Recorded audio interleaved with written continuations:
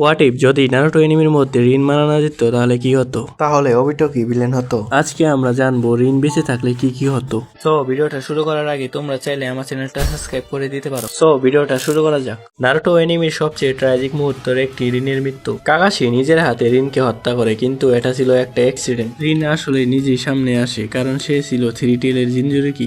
আর এই ঘটনায় ওবিটোকে বদলে দেয়, সে বিশ্বাস হারায় পৃথিবীর উপর। আর তখনই মাদারা তাকে নিজের প্লেনে টেনে নেই। এখন ভাবো যদি সেই মুহূর্তে কাকাশি থেমে যেত আর রিন বেঁচে থাকতো, তাহলে ওবিটো কখনো ভেঙে পড়তো না। তার শারিঙ্গান এউকেন হলেও সে ঢাকনি এসে চলে যেত, বরং ওবিটো, রিন, কাকাশি তারা একসাথে হয়ে উঠতো হিডেন লিফের পাওয়ারফুল স্কোয়াড।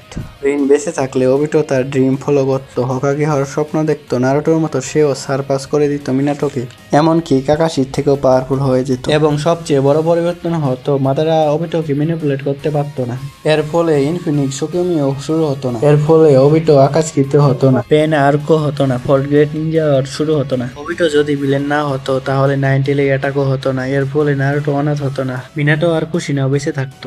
হয়তোবা নারুটো হকাগে হতে চাইতো না। তোমার কি মনে হয় রিন বেঁচে থাকলে নারুটো ওয়ার্ল্ড ব্যাটল হতো, নাকি আমরা এই লেজেন্ডারি স্টোরি পেতাম না? কমেন্টে জানাও।